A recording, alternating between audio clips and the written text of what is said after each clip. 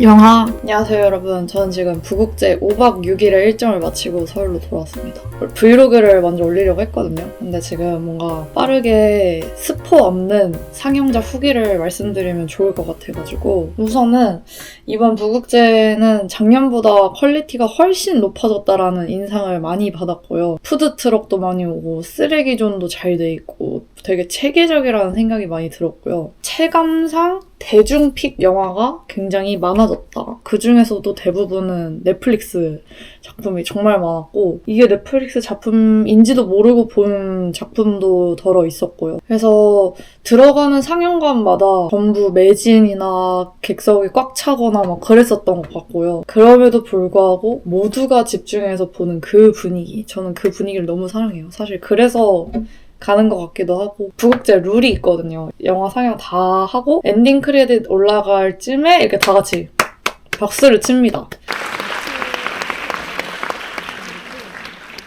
근데 이게 어떤 좋은 작품들은 엔딩 크레딧이 시작할 때부터 이렇게 박수를 치는 작품이 있고 보통은 엔딩 크레딧 다 올라가고 불 켜질 쯤 이렇게 박수를 치는 그런 문화가 있습니다. 그래서 그런 국룰을 이번에 또 현장에서 느끼게 돼서 너무 좋았고요. 뭐 태풍 안 와서 다행이었고 약간 큰 사건 사고 없이 잘 지나간 것 같아서 저는 되게 잘 즐기고 온 것 같습니다. 진짜 축제 분위기 같았어요. 그리고 개막식도 제가 처음으로 참여를 했는데 내가 영화제에 왔구나 약간 이런 생각이 들더라고요. 뭔가 연예인들이 많이 오지만 되게 콘서트장 느낌보다는 오 이러면서 약간 인사 이렇게 막 하고 약간의 박수와 엄청난 막 함성 소리보다는 그냥 약간 이런 식으로 환영하는 분위기라고 해야 되나? 되게 고상한 느낌이 나고 그리고 개막작도 이제 배우들 앞에 앉아있고 뒤에는 관객이 앉아있고 이렇게 같이 보거든요. 그래서 그 분위기도 굉장히 전 좋았던 것 같아요. 부산은 좀 따뜻하더라고요. 서울 돌아오니까 너무 추워서 깜짝 놀랐는데 날씨가 좋아서 일단 좋았습니다. 그래서 제가 이만큼 왜 상영작을 봤거든요. 총 10개 정도를 봤는데 여러분들이 궁금해하실 작품들이 몇 개 있을 것 같아서 스포 없이 누구나가 보면 좋을지 이런 식으로 말씀을 드려보려고 합니다. 자, 첫 작품은 개막식 작품이고요. 전란이라는 작품이었습니다. 이게 이제 배우분들이랑 감독분들이랑 다 같이 앉아서 봤던 작품이었는데 되게 그 야외 상영이 주는 분위기가 있거든요. 근데 그게 좀 사람 미치게 하는 게 있어요. 그 뽕이 조금 있는 것 같아요. 야외 상영에 뽕이 조금 있어가지고 그 많은 사람들이 한 4,000명, 5,000명 되는 사람들이 야외에 앉아가지고 숨죽이고 아무도 핸드폰도 안 봐요. 그래서 그 분위기에서 이렇게 다 같이 스크린을 보거든요. 근데 저는 신기한 게 야외 극장이 사운드가 진짜 좋습니다. 저는 그게 항상 놀라워요. 소리가 입체적이었다라고 생각이 들거든요. 영화 자체가. 엄청 사운드에 신경을 많이 쓴 것 같은데 그게 다 느껴질 정도로 야외 상영임에도 불구하고 너무 잘 들려서 좋았고요. 차 소리나 막 웽 소리나 막 사이렌 소리나 이런 게 다 섞여서 들리기는 하는데 되게 멀리서 어렴풋이 들리니까 그것마저도 되게 영화 같은 느낌이 드는 거예요. 이번에 넷플릭스 작품이었잖아요. 부국제 기준 아마 처음일 거예요. 작품 자체는 진짜 잘 만든 것 같아요. 그냥 무슨 느낌이냐면 뭐 연출 명장, 제작 명장, OST 명장, 기술 명장, 조명 명장, 색감 명장이 다 모여서 만든 그냥 엄청난 완성도의 작품이 나온 것 같다라고 생각이 들었습니다. 뭐 마케팅 문구로는 조선시대 아포칼립스라고는 하는데 사실상 역사 실화의 기반이 살짝 들어간 것 같기도 하고 그래서 완전한 아포칼립스 느낌은 안 들었어요. 하지만 다만 수위가 살짝 세다는 점. 근데 19세였는데 이게 수위가 성적인 수위는 전혀 없고요. 그냥 단지 잔인해요. 엄청 고수위로 잔인한데 이것도 사실상 진짜 있는 일이었다라고 생각이 들기 때문에 잔인해 못 보겠어 이런 거라기보다는 역사적으로 슬픈 그런 느낌이었죠. 그래서 저는 굉장히 고퀄리티의 넷플릭스다운 작품이었다라는 생각이 들었고요. 저는 아직도 이게 차승원 씨의 오프닝이 제일 기억에 남아요. 차승원 씨의 대사 한마디로 시작이 되는데 정말 보지 못했던 차승원 씨의 여태까지 처음 보는 모습이었는데도 정말 그 한마디에 몰입이 확 되는 거예요. 와, 너무 좋은데? 이러면서 시작을 했던 것 같아요. 저는 다만 아쉬웠던 건 이 작품을 만약에 내가 넷플릭스를 집에서 TV로 봤다? 그러면 잘 못 봤을 것 같아요. 집에서 영화를 못 보겠는 거예요. 너무 핸드폰을 강제적으로 금지하지 않으니까. 이 작품도 마찬가지로 러닝타임이 꽤 길었고 그래서인지 집에서 내가 봤을 때 이만큼의 감동을 똑같이 못 느끼겠다? 약간 이런 게 조금 아쉽더라고요. 반응은 좋을 것 같긴 한데 영화관에서 보는 것만큼의 감동이 없을 것 같은 그런 느낌? 저는 개인적으로 색감이 되게 좋았던 것 같고 유치하지 않게 잘 표현했다라고 생각이 들고요. 되게 관객이 좋아할 만한 장면은 다 집어넣은 듯한 느낌? 되게 관객 친화형 영화라고 생각이 들었어요. 조선시대 검술 액션씬은 저는 봤던 영화 중에 제일 좋았더라고 생각이 들고 그런 도포자락 막 휘날리거나 이런 것들도 굉장히 한국의 미를 잘 담아냈다. 넷플릭스에서 보여주고 싶어하는 한국의 미를 그대로 정말 그 머릿속에 있는 거를 구상을 잘 해서 실제로 표현을 했다라는 생각이 들었고요. 또 이게 박찬욱 감독님이 제작을 해서 좀 핫하지 않았습니까? 초반에 뿌렸던 떡밥 같은 게 전부 해소가 되는 거예요. 그게 되게 만족스러웠어요. 요새 떡밥 해소 안 하는 영화도 많잖아요. 정말 관객한테 궁금증을 유발한 뒤에 나중에 해소까지 말끔히. 그래서 기승전결이 정말 깔끔했던 영화라고 생각이 들었고 추천하고 싶은 사람들은 액션 좋아하고 사극 좋아하고 강동원, 박정민, 차승원 좋아하는 사람들 뭐 생각보다 그냥 전형적인 넷플 영화라서 되게 무국자의 행보가 좀 의외로 느껴지는 완전한 대중픽을 개막작으로 선정했다는 게 조금 더 대중 친화적인 영화제로 탈바꿈을 하려는 건가? 라는 그런 느낌을 많이 받았던 영화였던 것 같아요. 두 번째는요. 리모노프 에디의 발라드라는 영화인데요. 제가 이거를 못 구했는데 나중에 게스트 티켓으로 예매를 해가지고 봤거든요. 이거 왜 이렇게 인기가 많은지 모르겠어요. 베니쇼 배우를 다들 많이 좋아하나? 나도 좋아하는데 이것도 정말 꽉 찬 관이었고 심지어 웨이팅 라인도 있었어요. 그래서 웨이팅 하셔서 들어오시는 분들도 계셨고 그러니까 결론적으로 말하면 굉장한 고수위 이거는 전랑과 다르게 성적으로 고수위였던 영화였고 초반은 거의 그냥 그런 포르노 수준이었어요.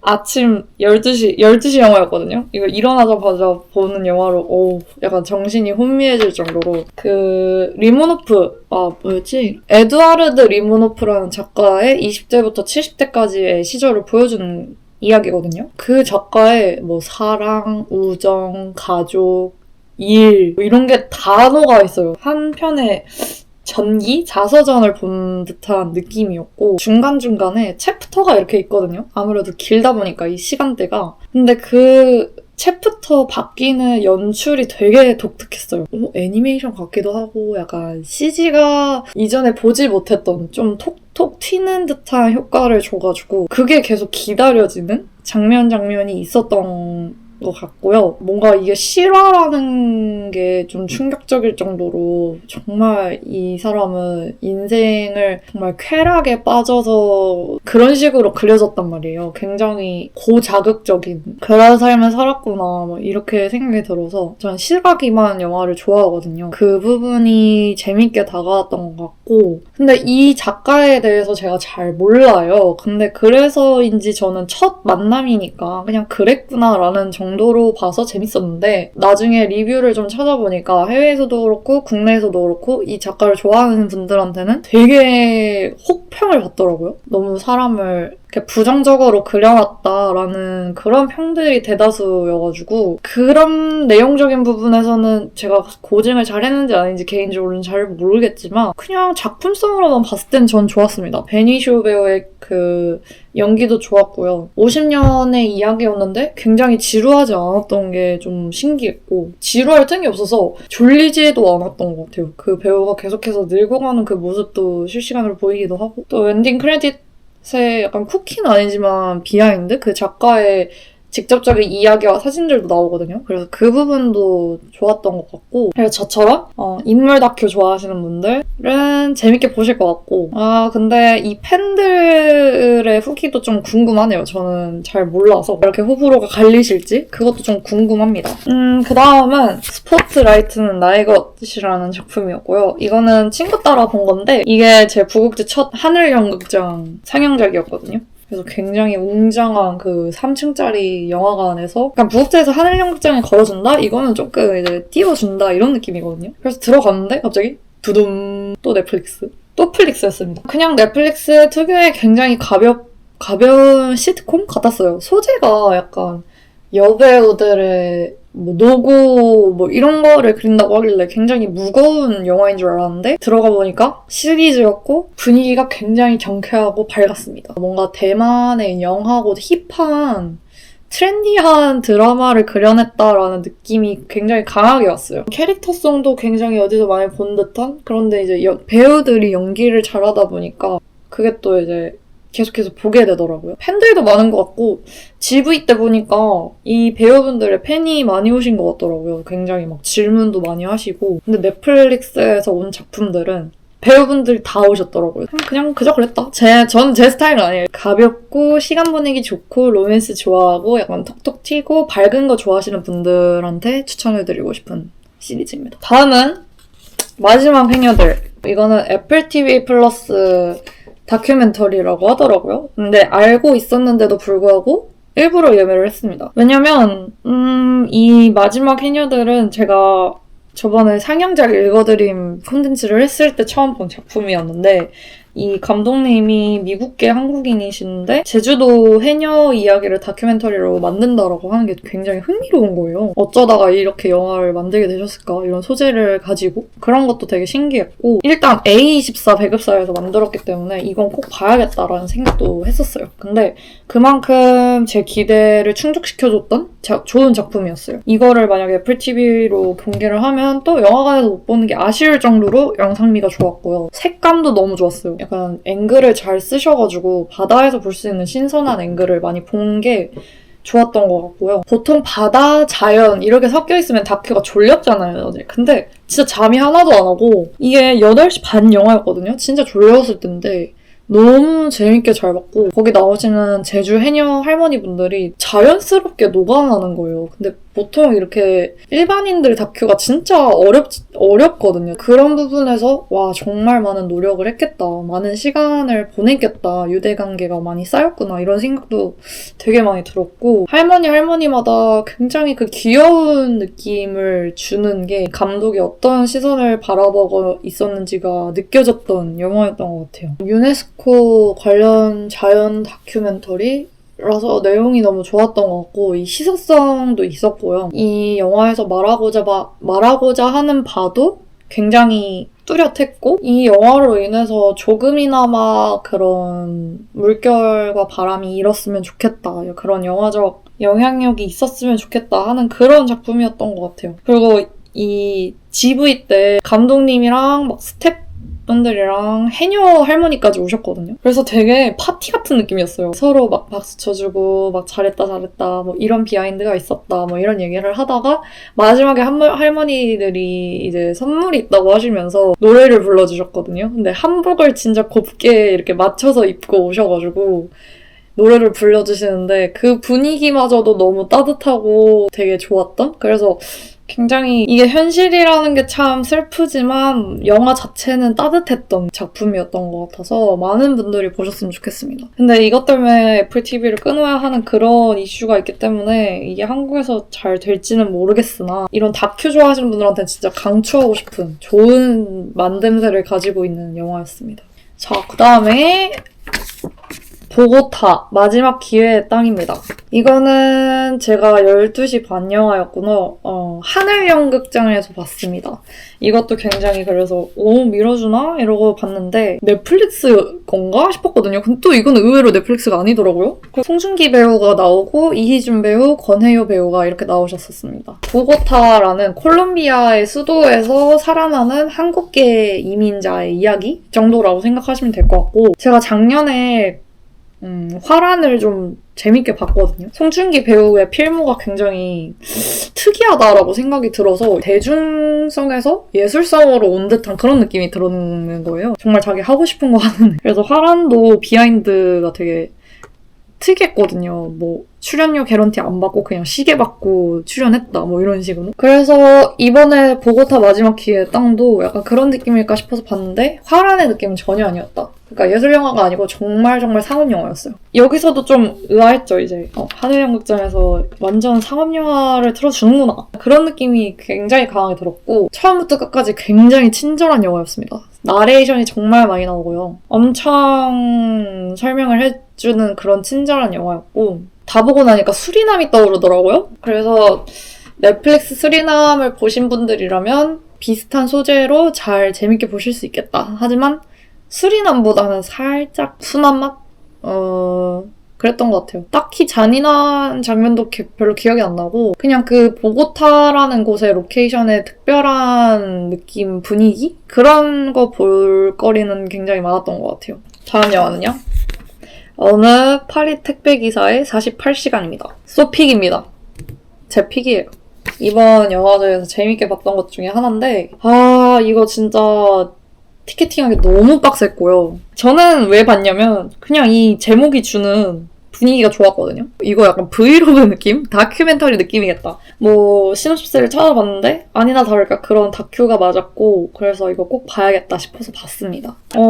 일단은 한국 제목을 정말 잘 지었어요. 왜냐면 이게 영재가 술레만의 스토리거든요. 그러니까 그 주인공 이름이 술레만이에요. 그러니까 술레만의 이야기? 그냥 진짜 심심한 제목인데 이거를 확 꺾어가지고 진짜 어느 파리 택배기사의 48시간으로 바꿔놓으니까 진짜 번역 잘했다. 이게 훨씬 더 와닿는 제목이라고 생각이 들었고 소재는 약간 우리나라 쿠팡이츠, 배민라이더 같은 그런 배달기사의 이야기였어요. 알고 보니까 택배기사는 아니고 배달음식 라이더의 이야기인데 이제 불법 이민자를 곁들인 그래서 이제 비자가 없으니까 막 되게 힘들잖아요. 그런 거 따기가 이제 비자가 없는 삶을 정말 적나라하게 잘 드러낸 것 같고 너무 현실적이어서 제가 막 보는 내내 스트레스풀한 그런 느낌? 하지만 그 따라가는 내내 현실적이고 초리얼하고 이게 진짜 배운지 정말 다큐멘터리인지 분간이 안 갈 정도로 좋았던 것 같아요. 그리고 이 영화 시작 전에 감독님이 영상편지 같은 거를 넣으셨거든요. 근데 이게 자기가 파리에서 살면서 보는 진짜 프랑스의 모습이다라고 하셨어요. 관광객이 보는 파리의 모습은 전혀 없다. 근데 그래서인지 에펠탑은 진짜 컵배기도 안 났어요. 저는 프랑스 제목을 넣고 프랑스에서 만든 영화 중에 이렇게 칙칙하고 어둡고 에펠탑 1도 안 나오는 영화는 처음이었던 것 같아요. 그래서 이 감독님이 정말 현실에서 말하고 싶은 그런 이슈들을 정확히 꼬집어서 얘기를 하고 싶었던 의지가 굉장히 드러났던 영화인 것 같고 그게 그대로 느껴져서 내가 다 안타깝고 막 해결해주고 싶은 그런 느낌 있잖아요. 그래서 이거는 좀 우울한 영화였던 것 같은데 진짜 48시간이면 이틀밖에 안 되잖아요. 이틀 동안 일어날 수 있는 비극과 희극은 다 이렇게 넣여져 있는. 근데 이게 인생을 살면서 그런 날이 꼭 있잖아요. 그래서 굉장히 현실감이 있었던 그런 다큐였습니다. 그래서 보길 너무 잘했다. 티켓팅 열심히 해서 본 보람이 있다라는 생각까지 들었던 그런 작품이어서 굉장히 좋게 봤고 거의 4개국어 영화였어요. 이 사람은 아프리카 사람이거든요. 아프리카어를 합니다. 근데 사는 곳은 프랑스라서 프랑스어도 조금씩 해요. 근데 자막이 한글과 영어가 같이 나옵니다. 그래서 와 진짜 혼미해. 내가 보고 있는데 4개국어를 한 방에 이제 얻어맞으니까. 근데 만약에 개봉을 할지는 모르겠지만 개봉을 하게 되면 이제 한국어로만 나오니까 조금 괜찮겠는데 그래서 저는 이런 경험도 되게 좋았던 것 같아요. 다음 영화 플로우라는 작품이었습니다. 플로우는 제가 가기 전에 가장 기대했던 작품이고요. 야외 상영이라서 더 기대했던 것도 있는데 정말 웃겼던 것은 제가 공짜표를 받아버린 거예요. 표가 많이 남으셨나 봐요. 결론적으로 말하면 그냥 그랬다. 네. 제 스타일은 아니었습니다. 고양이가 주인공인데 고양이가 이제 보트를 타고 모험을 하는 시놉시스를 읽었거든요. 근데 그 시놉시스 그대로일 줄은 전혀 몰랐습니다. 정말 그대로였고요. 많은 동물들이 나옵니다. 귀엽고요. 신기하고요. 그림체가 신기하고 텍스처가 굉장히 신기했는데 만드는데 5년이 걸리셨다고 하시니 그 노고에는 정말 박수를 치고 싶습니다. 하지만 말이 없다 보니 제가 상상해야 했고 그 상상들에 휩싸여서 갑자기 장면이 넘어가져 있는 거예요. 그러니까 집중이 안 되는 거예요. 뭔가 내 머릿속 생각과 목소리들이 막 휘몰아치다 보니까 갑자기 딴 장면이 나오고 있고. 뭐 여튼 제 집중력의 문제일 수도 있겠지만 분위기는 정말 좋았습니다. 많은 사람들이 같은 장면에서 웃었던 그런 특별한 경험을 했고, 이거는 어떤 언어인 사람들이 와서 봐도 다 같이 이해하고 웃을 수 있는 영화겠다. 그런 면에서는 좀 높게 산 거 아닐까라는 생각을 했습니다. 야외상영 분위기가 좋았고요. 그게 다였습니다. 자, 다음 영화 소픽입니다. 뜨든 미드나잇 패션 1로 서브스턴스를 봤어요, 제가. 이걸 보기 위해서 오전 12시에 시작하는 영화를 봤습니다. 이거는 정말 할 얘기가 많고요. 사실상 이것 때문에 영상을 만들었다고 해도 과언이 아닙니다. 이거야말로 이분하게 잘 익은 영화의 입킹 정도가 최고라고 생각합니다. 저는 그렇게 생각합니다. 2시 반쯤에 시작했던 것 같아요, 영화가. 끝나고 나오니까 딱 4시였고요. 와, 이 영화를 이 새벽에 보다니. 진짜 정신이 피폐해지면서도 와, 미쳤다. 이게 영화지. 이러면서 봤어요, 진짜로. 제가 아까 전에 엔딩 크레딧 얘기를 드렸잖아요. 엔딩 크레딧 올라가기 전에 엔딩쯤에 어떤 장면에서 어떤 관객분이 우! 근데 저도 진짜 박수 치고 싶었어요. 그 정도로 영화가 끝나기도 전에 장면에서 박수가 나왔다는 거는 진짜 이 감동을 온전히 받으셨구나. 그런 마음이 들었고, 엔딩 크레딧 올라가기도 전에 끝나자마자 박수가 여기저기서 터져나왔던 정말 그랬던 영화였습니다. 이게 외국에서도 지금 반응이 진짜 핫하거든요. 그냥 fucking insane 막 계속 이래요. 그래갖고 뭔 놈의 영화가 fucking insane이야 이러고 봤는데 완전 개 미친 영화가 맞았다. 진짜로 개 미친 영화였다. 영화로 할 수 있는 경험을 여기서 다 해준 것 같아요. 충족을 다 시켜준 것 같아요. 상상력도 그렇고 이 세계관에 몰입하는 것도 그렇고 이걸 실제적으로 그린 것도 그렇고 이거는 최대한 아무런 정보 없이 그냥 가서 보세요. 제발. 처음에는 사실 조금 투박했어요. 시작 오프닝 때. 뭐지? 잘못하면 짜치겠는데? 약간 이런 걱정이 들었거든요. 근데 전혀 한 10분 지나니까 이미 나는 그 세계에 빠져있어. 나도 막 어쩔 줄 몰라하고 그렇게 몰입을 해서 봤던 영화가 진짜 오랜만인 것 같아요. 제가 정말 피곤하고 졸려오는데 이 하나, 둘, 셋, 넷, 5번째 영화였거든요. 그래서 정말 자고 싶었고 근데 기대할만 했고 기다릴만 했고 이것 때문에 구급제를 오길 잘했다라는 생각까지 들 정도로 정말 좋았습니다. 이거는 근데 신기한 게 19세가 아니에요. 정말 고어했거든요. 저는 앞에 그 19세들보다도 훨씬 전람보다도 고어했다라고 생각하는데 진짜 징그러워요. 그냥 중간에 솔직히 속이 메스꺼웠어요. 약간 진짜 욕까지 나올 정도로 조금 징그러웠고 약간 옛날에 부천에서 제가 작년인가 재작년에 보이즈 어프레이드라는 그 영화를 보고 스발 저게 뭐야? 약간 이랬었거든요.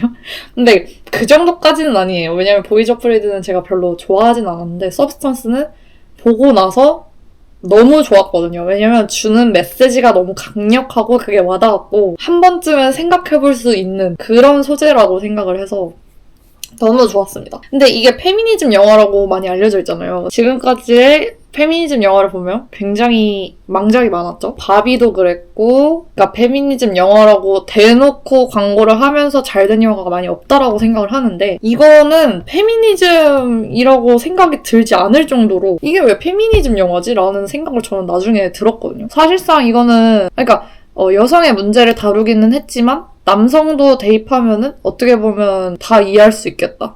어디서나 일어날 수 있는 정말 현실적인 이야기다라는 생각이 참 많이 들었고 이런 식으로 페미니즘을 꼬집으면서 영화적으로 이렇게 큰 충격을 줄 수 있는 영화가 많이 있나 싶을 정도였어요. 그래서 정말 저는 이거 진짜 완전 강추드리고 가여운 것들이랑 비교를 한다면 가여운 것들은 좀 섹슈얼했잖아요. 근데 서브스턴스는 그런 쪽은 아니고요. 그냥 고어합니다. 고어하고 어떻게 보면 역겹고요. 어떻게 보면 메스껍고 그렇지만 하나도 불쾌하지 않은 그만큼 감독이 말하려는 메시지가 간결하고 강하다 보니까 이 영화 자체도 딱 그런 작품으로 보이는 효과가 있는 것 같습니다. 일단 데미 무어가 그냥 미쳤어요. 그냥 와, 저게 연기자지. 약간 이런 생각이 들 정도로 존경스러운 마음이 처음 드는 거예요. 어떤 배우를 보면서. 정말 자기 개인의 인격은 다 내려놓고 정말 배우로서 모든 걸 쏟아냈다라는 생각이 들었고, 같이 나온 마가렛 컬리도 굉장히 예쁘고 좋았고요. 그냥 둘 다 연기가 미쳐가지고 너무 볼만하고 좋았습니다. 전 감히 올해의 영화라고 말씀드리고 싶은 영화였어요. 서브스탄스. 많은 사람들이 봤으면 좋겠습니다. 긴 버전의 후기를 올릴 것 같긴 한데 제가 좀 나중에 생각을 좀 더 정리해서 올려보도록 하겠습니다. 다음 영화는 아노라입니다. 이것도 사실 제가 가기 전에 굉장히 기대하고 간 영화거든요. 이것도 하늘연극장에서 해줬단 말이죠. 뭔지 아시죠? 이제 하늘연극장. 플로리다 프로젝트를 제가 굉장히 재밌게 봤던 이유가 이런 소재로 저렇게 예쁘고 일상적으로 그려낼 수 있구나라는 생각을 했어요. 근데 이 영화도 똑같았습니다. 이런 소재로 이렇게 일상적으로 그려낸다? 내가 그 세계에 온전히 빠져들게끔 만드는 게 이 감독의 능력인 것 같아요. 그 영화도 그렇고 이번 영화도 그렇고 신진 배우를 굉장히 잘 캐스팅하는 느낌? 처음 보는 사람들인데 어떻게 저렇게 어색하지 않고, 원래 처음 보게 되면 약간 좀 그 사람을 알아가느냐고 조금 시간이 걸리잖아요. 이 남주 여주 둘 다 너무 연기를 잘하고 비주얼이 미쳤어요. 저는 개인적으로 남주 거의 티모시 샬라베급이었거든요. 그 옛날에 콜바넴에서 처음 봤던 티모시 샬라베 느낌이 확 나는 거예요. 그래서 좋은데? 이러면서 봤고요. 여주는 진짜 되게 오묘한 동양과 서양을 섞은 미인 느낌? 어린 나이에도 둘 다 연기를 너무 잘하더라고요. 남자가 02, 여자가 09, 99예요. 나보다 어린 사람들이 벌써 이렇게 영화를 다 찍고 그러는구나 그런 생각이 들었는데 정말 미국 스트리퍼처럼 연기를 했고요. 이거는 섹슈얼했던 것 같아요. 굉장히. 엄청 20대 청춘의 쾌락을 많이 담아낸 영화였는데 갈수록 인간 심리를 좀 얘기를 하더라고요. 그게 좀 흥미로웠어요. 그 극 전개가 제가 생각한 방향이 전혀 아니었어서 좀 특이했고, 저는 로맨스를 그닥 좋아하는 사람이 아니라 소재가 좀 저에게 취향이 아니었지만, 왜냐면 마지막 이게 너무 스포인가? 그런 식으로 끝난 영화여서 조금 아쉬웠던 것 같아요. 왜냐면 너무 스포인데? 너무 스포예요. 그러면 차라리 이거는 로맨스 좋아하시는 분들한테 완전 추천을 드리고 싶고요. 티모시 좋아하는 사람들 한번 봐보세요. 닮았거든요. 그런 청춘, 20대 청춘, 왜냐면 20대 초반, 쾌락, 이런 로맨스 좋아하시는 분들은 꼭 보시라. 볼거리가 굉장히 풍부했고 엄청 공감되는 관계성도 많았고 심리를 잘 그려냈던 그런 영화였던 것 같아요. 그런데 거기서 나왔던 자극적이라고 표현된 에피소드가 연프에서 많이 본 듯한 에피소드. 인스타만 열어도 나오는 그런 사연들 있잖아요. 것들이어서 엄청 막 충격적이지는 않았다. 대체 대한민국은. 이것도 왠지 긴 후기가 나올 것 같기는 해요. 제 영상에서. 한번 찍어보도록 하겠습니다. 자, 다음은 치생몽사라는 프로그램을 제가 갔었는데 이거는 제가 나중에 브이로그로 좀 자세히 말씀을 드리려고요. 거기를 열심히 찍어왔습니다. 마지막! 소픽입니다. 여러분. 저 이거 진짜 재밌게 잘 봤어요. 룬 넥스트 도어라는 작품이었고 여기 계시죠? 틸다 스윈튼이랑 줄리안 무어가 주연인데요. 일단 배우 캐스팅부터 말도 안 된다라고 생각을 했는데 감독님도 유명하신 분인데 감독님 성함이 페드로 알모도바르라는 감독님이시고요. 저번에 베니스 영화제 나오신 거 봤는데 옷이 굉장히 저한테 센세이션했거든요. 저런 컬러풀함?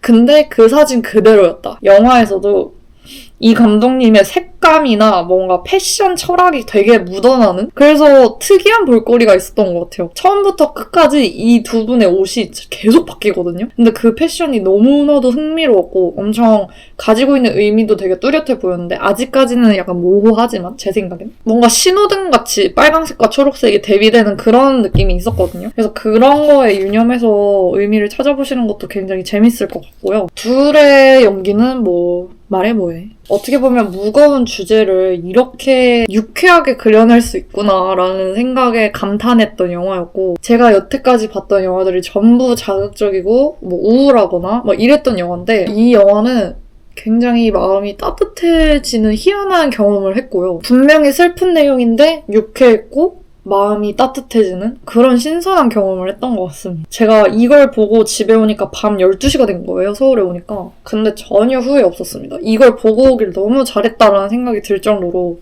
피곤한지도 모르게 봤고요. 많은 사람들이 이걸 봤으면 좋겠어요. 왜냐면은 인간은 누구나 죽잖아요. 그걸 모르고 까먹고 살아갈 뿐이지만. 근데 이제 죽음에 대한 이야기를 굉장히 맛있게 이분하게 익힌 영화라고 생각이 들었고, 음식으로 따지자면 겨울에 추운 겨울날에 뜨끈한 사골곰탕 이렇게 한 그릇 콱콱콱 이렇게 해서 완뚝한 느낌? 되게 안락사라는 문제는 굉장히 민감하잖아요. 근데 그 문제를 가지고 어느 정도 설득을 하는 느낌? 논리적인 영화라는 생각이 들어서 되게 감탄했습니다. 그리고 굉장히 어떻게 보면 이 전개 방식이 지루할 수도 있거든요. 영화 처음부터 끝까지 대화로 이루어지기 때문에 뭔가 뭐 플래시백이나 뭐 이런 것도 전혀 없고 그냥 그 현재만 살아간단 말이에요. 그 딱 일이 일어나는 전후만 있는데 그럼에도 불구하고 지루한 장면이 없었어요. 이게 뭐 연기력 때문일 수도 있고 패션 때문일 수도 있고 그렇겠지만 그만큼 연출이 너무 좋았다라고 생각이 들었고요. 이것도 나중에 제가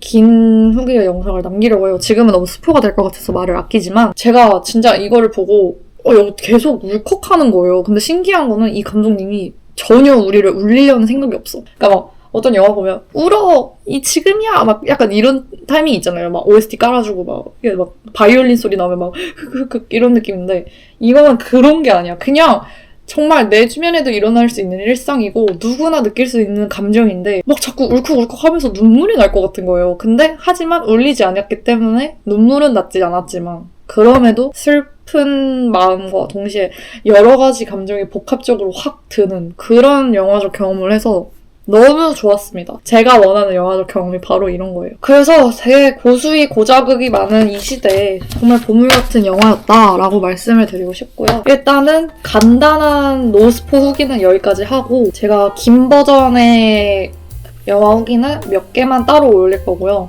브이로그도 올라갈 건데 편집이 좀 오래 걸릴 것 같아서 이 영상을 먼저 올리고 하려고 합니다. 너무 좋았고요. 29주년 부국제. 너무 감사하고 이런 좋은 상영작 많이 보여주시고 축제 열어주셔서 너무너무 감사하고 모든 스태프들과 그분들의 노고에 너무 감사하고요.